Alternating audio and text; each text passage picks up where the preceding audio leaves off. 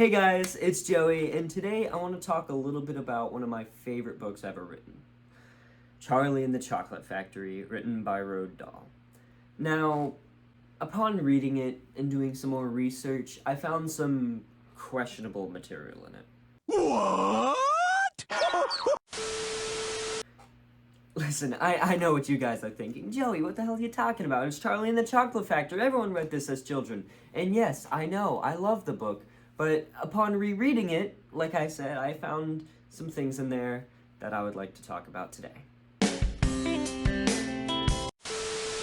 So, according to JSTOR Daily, we can see that in the 1964 novel, Willy Wonka described the Oompa Loompas, his workers, as an African tribe that he apparently smuggled to England to work in his factory for their own good.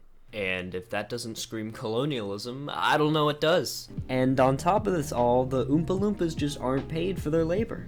So this very racist and offensive depiction didn't get any pushback until 7 years later, the US started a movie adaptation of the book. And then the NAACP protested Roald Dahl and asked him to change it because of its blatant racism, right?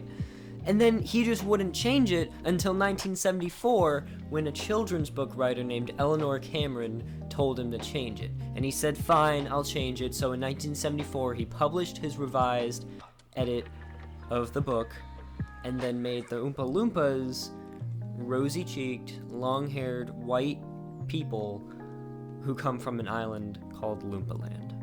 So yeah, that wasn't super cool of him.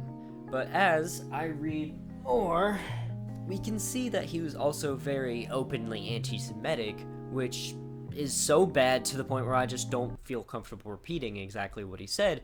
But going back to the book, although these racist stereotypes can be found as very disturbing, I did some more digging and found something very interesting. So, according to this article by The Guardian, the original draft for Charlie and the Chocolate Factory was supposed to be an anti-racism metaphor, with the protagonist, Charlie Bucket, as a black boy. So, as told by Roald Dahl's widow, Lissy Dahl, the book was supposed to go much differently.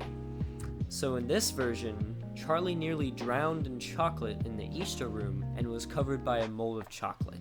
He was then sent back to Wonka's mansion, which was being robbed. Charlie prevents the robbery, and Wonka, in return, gives him a chocolate shop in their city and names it Charlie's Chocolate Shop. So now I bet you're asking, well, Joey, what happened to that version of the book? Why did we get the incredibly racist version of it instead? So to answer that question, sadly his agents actually advised heavily against its release, so we did not get this version of the book, sadly.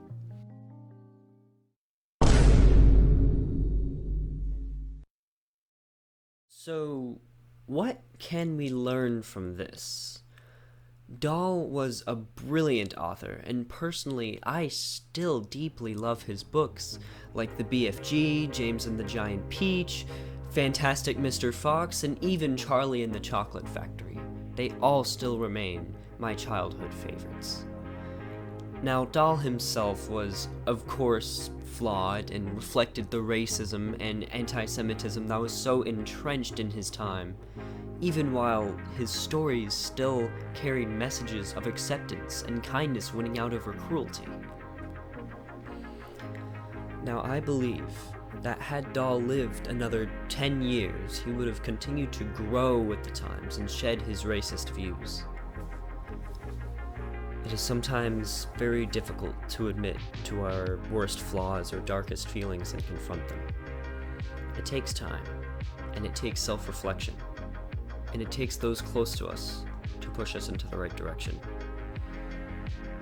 And that's what I believe Dahl missed. Thank you for watching.